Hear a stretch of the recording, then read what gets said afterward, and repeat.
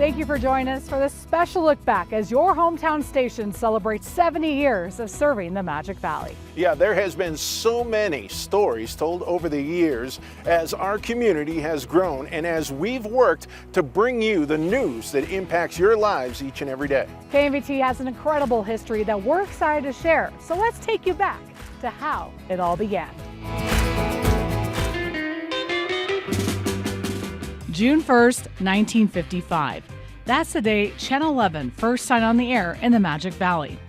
At that time, we were KLIX Television, affiliated with Clicks Radio, and made our home at this building on the corner of Eastland and Elizabeth in Twin Falls.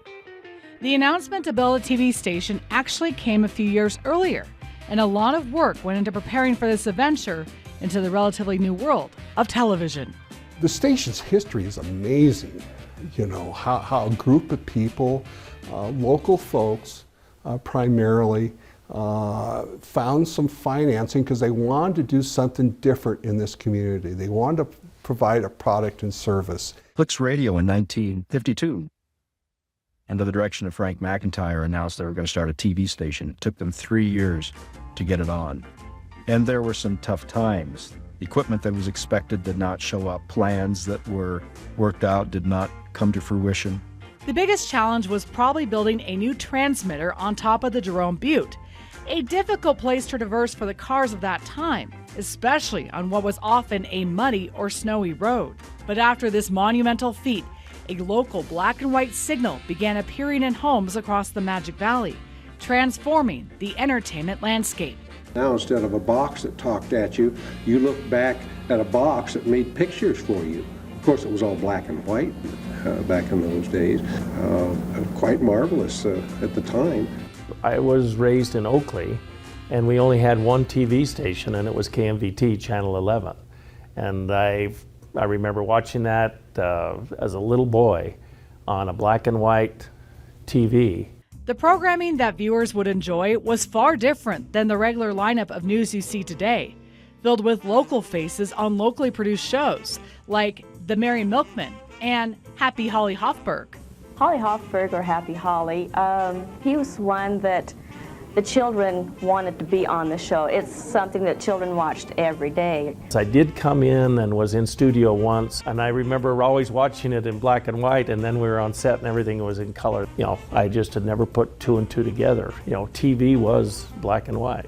The daily news headlines filled only a small portion of airtime. Staff announcers would read the newscasts, the short newscasts that we would do.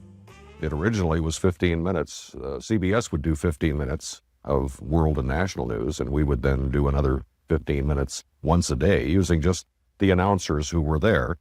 Ken Rickey started his career in Twin Falls. He worked as a reporter and later as an anchor and news director until his retirement. He passed away earlier this year. Those who worked with Ken remember him as an incredible mentor. Ken knew what it was to be a figurehead, to be respectable, to have that gravitas, and he had it. I don't think I enjoyed anything better than anchoring with Ken, because he brought out, I don't know, to say it's cliche, but he brought out the best of me. By 1963, the station's black and white signal was now transmitting in color. The radio property was sold, along with the Clicks call letters. To choose new call letters for Channel 11, a contest was held, and KMVT was the winning combination, an anagram for Magic Valley Television. People were so enamored with this thing called television. I mean, they would come into the station like it was a spaceship and look at the cameras, and they'd look at the people working here, and everybody wore like a lab coat, which made it look like more scientific. The TV station grew alongside the community, but eventually outgrew its original home on the west side of town. Next year, as we celebrate the start of our 30th year in broadcasting, we'll leave our longtime home at the corner of Eastland and Elizabeth to move into our new home, this large facility here at 1100 Blue Lakes Boulevard. That move came in 1985.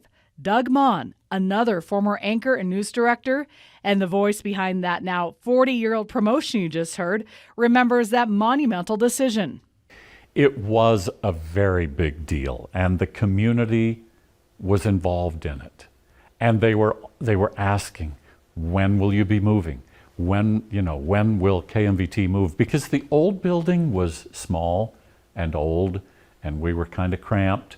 And here's this palace-like building out on Blue Lakes Boulevard. But really, it was probably the premier commercial real estate available in southern Idaho at the time.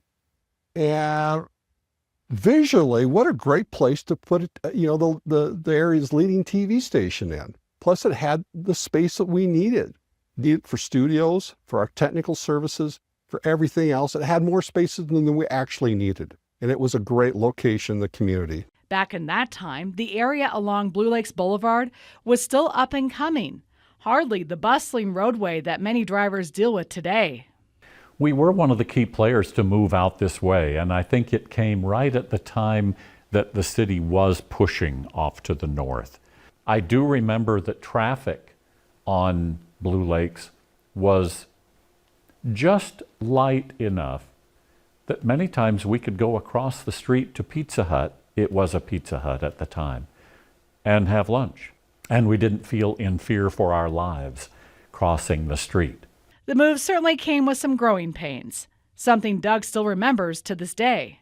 I remember my sign-on to the news that night, our first newscast, very first newscast, and boy, we were so excited about it. And I said, "Good evening, I'm Doug Mon. I hope you like our new look." And I still, to this day, I don't really understand what went wrong or why it went wrong. All I know is what viewers were seeing was like from Mars. It was the colors of an old-time sci-fi movie. As KMVT worked through those new challenges, we continued to cement a legacy as the Magic Valley's hometown station. I remember watching KMVT when I was a kid, back in the 50s and 60s. It was young, so was I. We've both gone through our growing periods. It's been fun to watch KMVT mature along the way, hopefully left a good mark, and will be remembered well.